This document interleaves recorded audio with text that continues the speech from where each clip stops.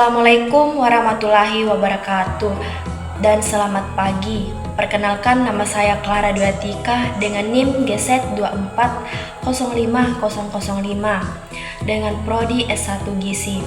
Di sini saya akan membahas tentang materi sistem pernapasan. Pengertian sistem pernapasan. Sistem pernapasan adalah sistem organ yang berfungsi untuk mengambil oksigen dari udara dan mengeluarkan karbon dioksida serta uap air dari tubuh manusia. Proses ini sangat penting untuk memenuhi kebutuhan energi melalui pertukaran gas antara udara dan darah. Organ pada sistem pernapasan manusia tersusun atas hidung, faring, laring, trakea, bronkus, dan paru-paru. Nah, untuk lebih jelasnya, kita akan mempelajari secara bersama-sama dan kita akan bahas satu persatu. Yang pertama adalah hidung. Dalam sistem pernapasan manusia, hidung merupakan organ pernapasan yang paling luar. Melalui organ ini, udara dari luar yang tidak hanya mengandung oksigen, tetapi juga mengandung gas-gas lainnya seperti nitrogen dan belerang dan karbon dioksida akan masuk ke dalam tubuh. Fungsi hidung adalah untuk menghirup udara pernapasan, menyaring udara, menghangatkan udara pernapasan, dan juga berperan dalam resonansi suara. Hidung dilengkapi dengan rambut hidung yang berfungsi menyaring partikel atau debu dan kotoran sebagai indera pembau dan selaput lendir. Di situ ada yang namanya konka. Selaput lendir pada hidung berfungsi menangkap benda asing yang masuk terhirup saat bernapas seperti debu ataupun bakteri. Nah, bagaimana dengan konka tadi?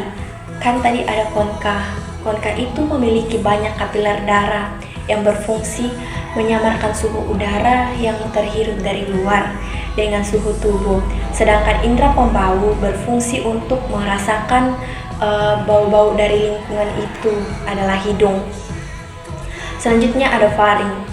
Faring adalah haru kerongkongan yang merupakan percabangan dua saluran, yaitu antara saluran pencernaan dan saluran pernapasan.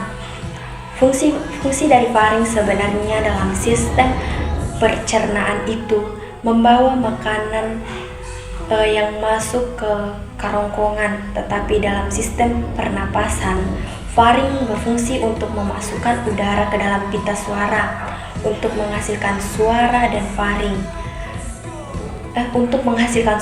dan faring juga berfungsi untuk manusia sebagai alat bernapas melalui mulut. Nah, di sini adalah fungsi faring. Setelah faring itu ada yang ketiga namanya laring atau kotak suara. Merupakan organ pada leher mamalia, melindungi trakea yang melibatkan dalam produksi suara. Laring adalah saluran pernapasan yang membawa udara menuju ke trakea.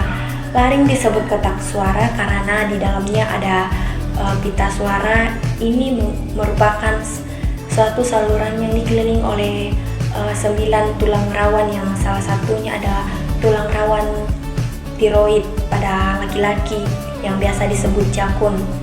Selanjutnya ada terakhir organ lainnya yang mengambil bagian sistem pernapasan manusia adalah trakea. Trakea merupakan tabung memanjang yang memiliki diameter sekitar 20-25 mm dan panjang sekitar 10-16 cm.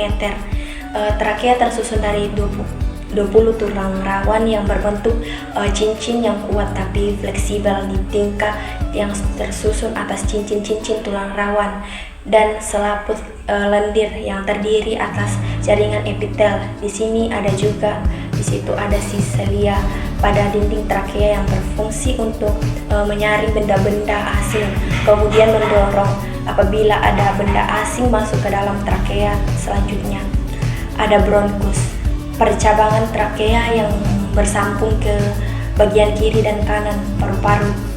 Disebut bronkus. Struktur bronkus hampir sama dengan trakea yang tersusun dari tulang-tulang rawan. Bronkus berfungsi sebagai penyaring udara, tetapi sifatnya hanya sekadar sebagai penyaring sekunder. Selanjutnya Selanjutnya setelah bronkus ada paru-paru. Paru-paru merupakan aktor utama di dalam sistem pernapasan manusia. Organ ini dibungkus oleh selaput serangkap dua yang disebut pleura, yang berfungsi untuk melindungi paru-paru dari gesekan saat mengembang atau mengepis. Fungsinya adalah menukar oksigen dari udara dengan karbon dioksida dalam darah. Nah, paru-paru terletak di rongga dada manusia, antara rongga dada dan rongga perut.